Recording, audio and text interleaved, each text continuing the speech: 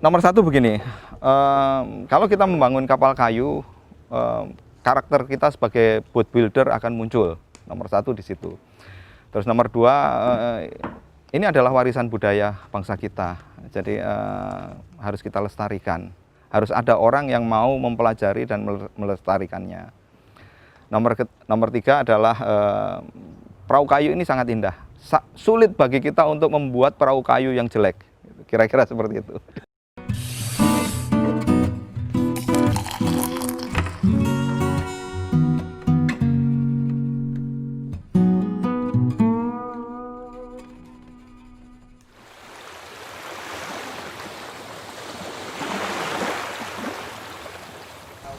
Saya dulu kuliah di Fakultas Teknologi Kelautan ITS.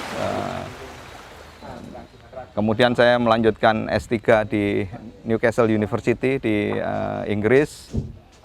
Di situ saya mempelajari tentang produksi kapal kayu dan bagaimana pengembangan galangan-galangan kapal kayu tradisional ke depan. Kira-kira seperti itu yang saya pelajari.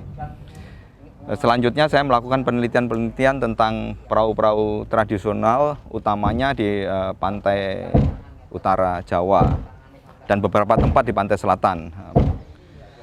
Di situ saya melakukan pencatatan-pencatatan tentang metode pembangunan, kemudian perubahan-perubahan fisiknya, kemudian perubahan-perubahan teknologinya, kemudian bagaimana tukang-tukang perahu kita ini melakukan improvisasi terhadap peralatan-peralatan modern yang diperkenalkan, bagaimana mereka mengimprovisasi terhadap pemasangan-pemasangan mesin. Seperti itu yang kita lakukan penelitian di situ. Kemudian kita catat dan dari tahun ke tahun kita lihat perubahan-perubahannya. Perubahan itu karena apa, Pak? Perubahan itu terjadi pada pemikiran saya adalah karena perubahan operasional perahunya. Jadi tantangan yang dihadapi perahu-perahu ini secara operasional. Di awal-awal mereka hanya perlu melaut beberapa, tidak terlalu jauh dari pantai. Kemudian ya mereka sekarang bisa melaut sampai beberapa hari bahkan beberapa minggu. Sehingga ukuran-ukuran kapalnya harus diperbesar dan mereka melakukan pembesaran terhadap kapal-kapal ini untuk mengakomodasi kebutuhan-kebutuhan operasional tersebut.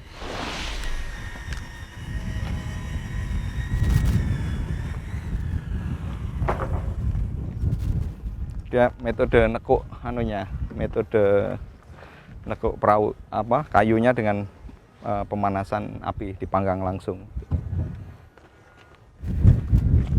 Salah satu ciri budaya di Nusantara ini adalah perahu-perahu kita dibangun selalu menghadap ke arah laut. Ya.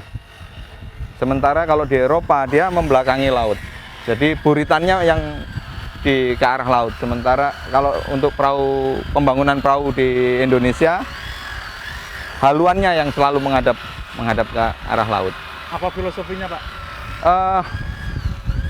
Nah ini. Secara teknis ada pengaruhnya? Secara teknis tidak ada pengaruhnya. Itu hanya kebiasaan saja, kebiasaan. Ya, sama baiknya. Tetapi ini adalah ciri budaya yang hampir di semua kepulauan Nusantara itu. Saya kira bukan hampir, tapi di semua kepulauan Nusantara ini kalau membangun perahu, haluannya selalu menghadap ke arah laut. Mereka ini belajar dari mana, Pak? Turun-temurun bukan? Ini ilmu yang dipelajari turun-temurun. Jadi dengan saya tadi katakan metode belajar secara langsung, nyantrik tadi, apprentice ya. Jadi mereka belajar bersama-sama dengan tukang yang lebih senior, kemudian lama-lama mereka mampu membangun perahunya sendiri. Sebenarnya kita punya berapa jenis perahu sih, Pak? Ada banyak. Jadi Nusantara ini? Saya tidak hafal semua jenisnya di Nusantara, tetapi di pantai utara Jawa ini setidaknya kita punya model perahu ini, kemudian di Lamongan kita punya model ijon-ijon. Mereka mengatakan ini perahu, baito itu perahu ijon-ijon yang seperti di sana itu. Ya. Setidaknya ada dua model tradisional yang di sini. Bagi saya ini adalah warisan budaya bangsa kita. Jadi kita adalah bangsa pelaut. Jadi ini adalah perahu-perahu yang dipakai oleh nenek moyang kita ribuan tahun yang lalu. Dan dia berubah pelan-pelan melakukan adaptasi terhadap kebutuhan-kebutuhan, melakukan adaptasi terhadap teknologi-teknologi baru, dan sekarang kita sampai pada bentuk-bentuk seperti ini.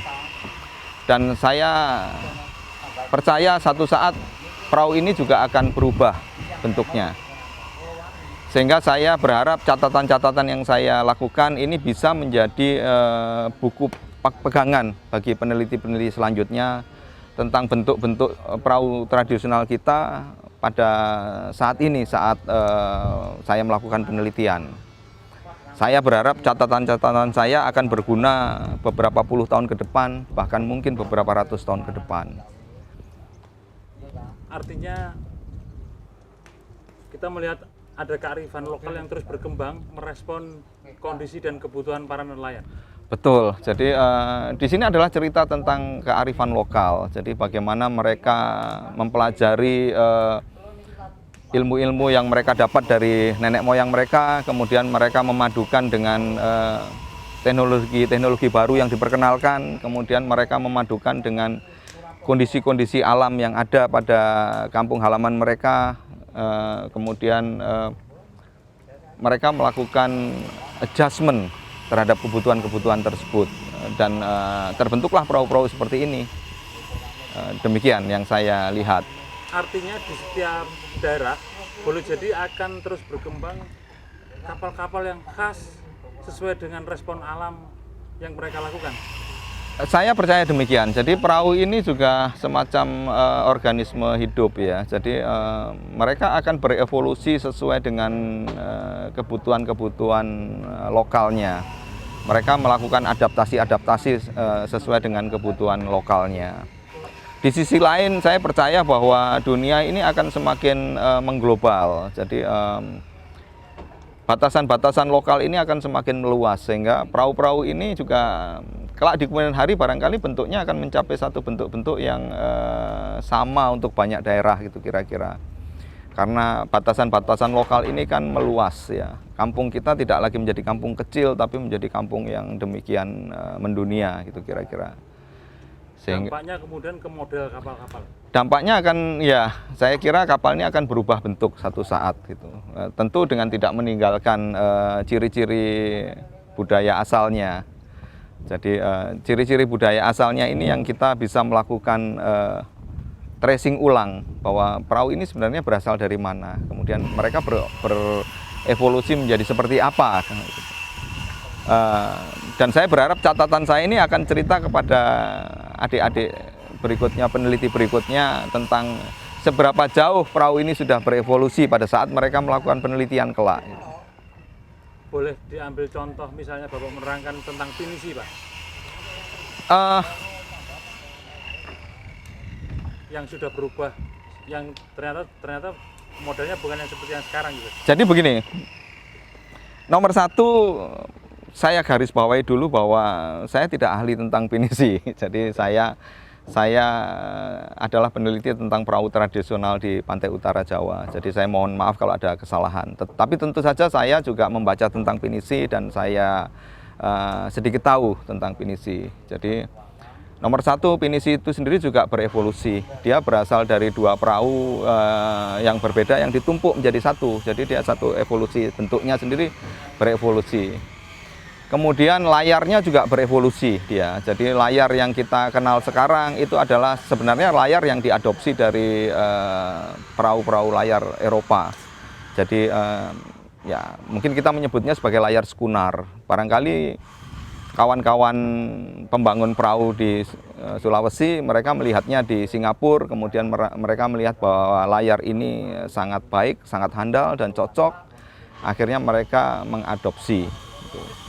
Kemudian yang kita lihat sekarang ini juga Ada banyak perahu-perahu layar yang dipakai untuk perniagaan, mereka juga berubah menjadi perahu layar motor, kemudian menjadi, ya mereka memasang motor di situ, tentu motor diesel sebagai penggerak utama menggantikan layarnya. Dari situ kita bisa melihat ada evolusi, ada adopsi teknologi di situ. Tentu untuk memasang mesin penggerak, kawan-kawan pembangun perahu pinisi melakukan adjustment di situ, karena tantangan yang dihadapi oleh konstruksi perahunya sendiri dengan getaran-getaran mesin diesel akan berbeda dengan sebelumnya, di mana sebelumnya mereka menggunakan layar.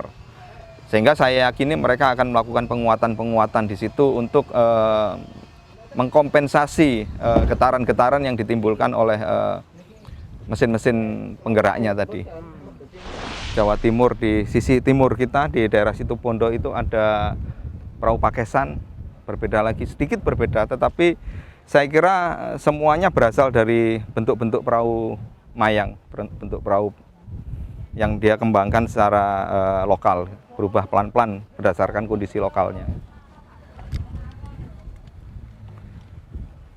Di daerah Muncar sana kita bisa mengenali dua jenis perahu mayang juga, ada perahu mayang Jawa, ada yang mayang Madura. Yang mayang Madura itu tadi yang kita katakan sebagai pakesan tadi. Yang mayang Jawa sedikit berbeda. Tapi perbedaan ini menurut saya sangat cantik. Masing-masing punya kecantikannya sendiri-sendiri.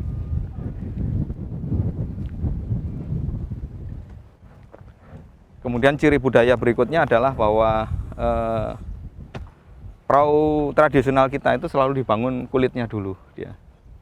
Bagian luarnya dulu. Kulitnya dulu ya, jadi lambungnya disusun dulu, kemudian baru gading-gadingnya dipasang penegarnya. Sementara metode pembangunan perahu-perahu di Eropa adalah gadingnya dibangun dulu, kemudian baru kulitnya dipasang. Kalau kita tadi seperti tadi sudah dilihat tadi bahwa dia dimulai dari kulitnya dulu. Jadi boleh dikatakan mereka melakukan pekerjaan dengan presisi tinggi, tapi dengan perkiraan saja, Pak? Atau mereka sebenarnya tidak memperkirakan saja, mereka punya perhitungan-perhitungan. Jadi ada matematika di kepala mereka untuk menghitungnya. Jadi saya tidak hafal betul bagaimana mereka menghitungnya, tapi saya ada catatan. Jadi beberapa saat yang lalu ada tukang perahu yang masih di sini, mungkin bisa diwawancarai sebentar. Itu mereka menceritakan bagaimana metode menemukan ukuran yang tepat itu. Jadi ada gambar geometris di kepala mereka tentang desain ini, yang mana tentu itu tidak terucap, tidak digambar, tapi secara otomatis. Tapi kalau kita wawancarai sebentar, mereka bisa menjelaskan bagaimana bentuk ini didapat. Jadi mereka memperlakukan perahu ini pada saat dibangun seperti mereka mempersiapkan kelahiran anak, itu kira-kira seperti itu. Ada semacam dedikasi. Ya, mereka mempersiapkan dengan serius, ada dedikasi tentang pekerjaannya, ada kecintaan, ada fanatisme terhadap bentuk-bentuk tradisionalnya. Itu ya bagian-bagian dari warisan budaya kawan-kawan ini yang di sini. Perahu ini menggunakan material-material lokal, sehingga semua yang dibangun di sini ada di halaman depan rumah kita sendiri. Gampangannya seperti itu. Dan pada saat ini orang mulai bergerak untuk menggantikan kayu ini dengan material sintetis, plastik, resin, fiberglass diperkuat dengan resin. Semua material itu impor. Permasalahannya adalah kalau material itu impor, ekonominya akan bergerak di tempat lain. Sementara perahu kayu ini, kayunya dari rumah kita sendiri, jadi di mana-mana. Lalu daya tahannya sampai berapa lama sih, Pak? Nah, bagian yang paling menarik dari perahu ini adalah perahu kayu ya. Kalau dia dibangun dengan benar, itu dia bisa berusia ratusan tahun. Oh iya? Ya, setidak-tidaknya bisa mencapai 100 tahun. Kemudian materialnya sendiri kan material yang renewable, berkesinambungan. Kita bisa menanam kayu dengan ya pada saat kayu itu sudah tumbuh, kapal ini bisa diperbaiki gitu, kira-kira seperti itu. Kayu masa potongnya Masa potong tepat dan sebagainya ya. Jadi begini, karena kalau dia dibangun dengan baik, dia akan usianya panjang. Kapal baja itu usia maksimalnya kurang lebih 25 tahun. Kapal fiberglass di atas 12 tahun, 15 tahun dia sudah mulai masalah dia. Mulai rusak dia. Kalau perahu kayu ini, kalau kita bangun dengan baik, kayu ini akan awet dia. Nampaknya kayu jati ini ya Pak? Mereka menggunakan campuran ini. Oh, ini campuran. yang ini terlihat kayu jati, tapi ada ini kayu mahoni ya. Permasalahannya adalah penguatan-penguatan ini yang harusnya kita perbaiki sedikit. Jadi mereka menggunakan besi beton lunak untuk penguatan ini.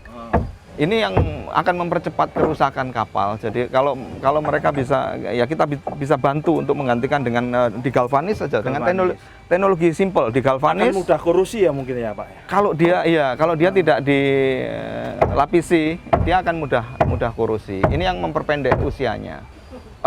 Saya menduga bahwa perahu ini di awal-awal mereka bentuknya sama sebenarnya. Kemudian tantangan daerah operasionalnya, tantangan muatannya yang membuat mereka pelan-pelan berubah ya. Jadi perahu ini dibuat menggembung, tentu dengan segala kekurangannya, tetapi prinsipnya mereka bisa menambah ruang muat ya. Menambah ruang muat, tentu dia akan meningkatkan hambatannya, tetapi dengan badannya dibuat besar, mereka bisa mengakomodasi mesin di dalamnya. Kemudian ya tentu hasil tangkap, karena ini kapal ikan, hasil tangkapannya menjadi lebih banyak. Jadi begini, perubahan itu adalah satu kepastian. Jadi perubahan itu satu kepastian. Jadi bukan sesuatu yang harus kita takuti. Sepanjang perubahan itu menuju ke arah yang lebih baik, kira-kira demikian. Lebih fungsional. Lebih baik ya, artinya lebih baik dalam segala macam. Ya. Akan tetapi begini. Akan ada satu titik di mana pada saat kita sudah mencapai satu kemajuan yang demikian tinggi, akan ada kerinduan terhadap warisan budaya tradisional kita itu. Dan kalau itu satu saat sudah berubah total, kemudian kita tidak menemukan jejaknya lagi, tentu kita semua akan menyesal gitu kan. Ini yang saya katakan bahwa saya berharap pada saat itu catatan saya akan bisa dipakai oleh generasi berikutnya untuk memahami bagaimana kita dulu membangun perahu-perahu ini. Jadi bagaimana bentuknya, bagaimana ukurannya, sehingga mereka tidak kehilangan jejak budayanya. Pak, kapal seperti ini apa namanya?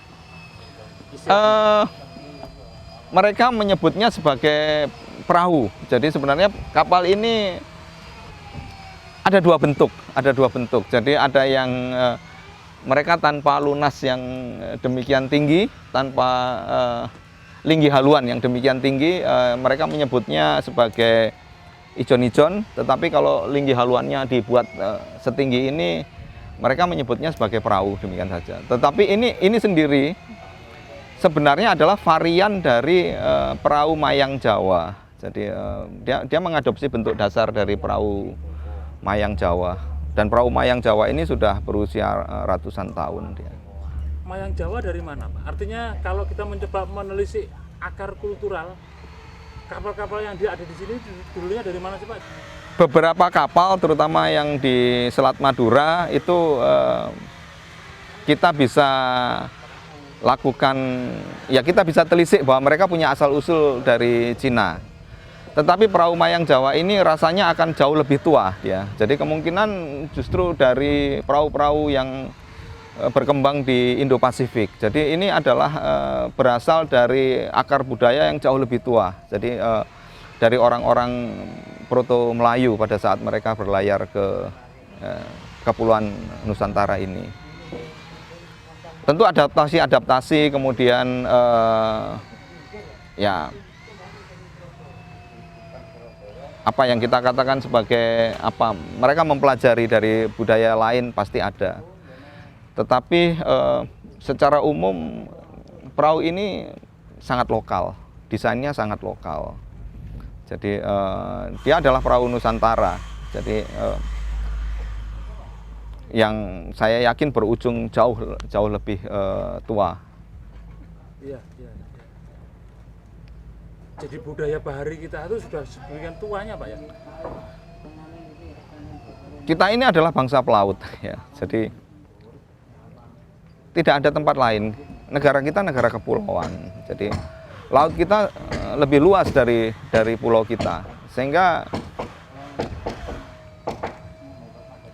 bagi kami para tukang perahu ini, laut itu bukan hanya halaman depan rumah, tetapi itu adalah rumah.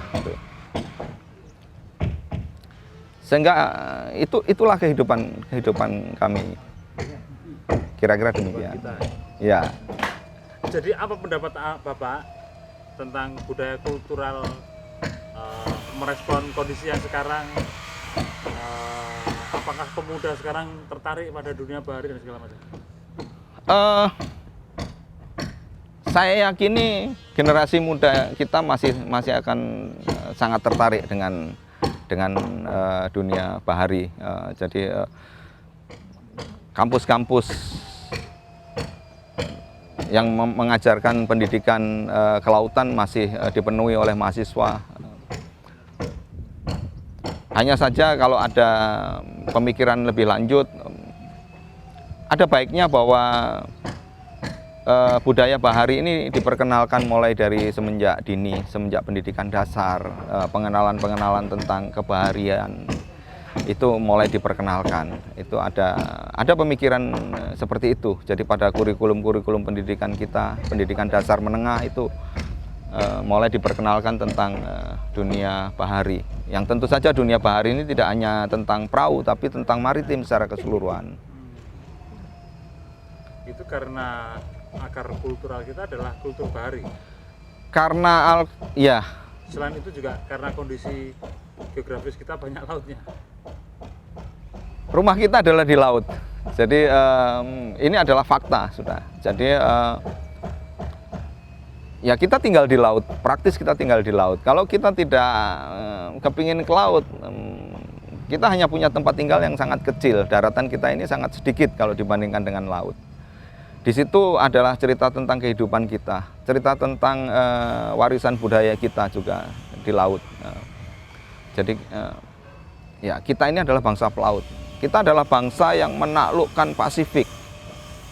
Jadi kita adalah bangsa yang mendiami seluruh Pasifik, seluruh kepulauan Indonesia ini, dan kita menggunakan jalur laut untuk melakukan itu. Bangsa kita berlayar kemana-mana dengan perahu. Ada masa demikian bahwa kita demikian berjaya di lautan, dan saya yakini suatu saat kita juga akan kembali berjaya di lautan.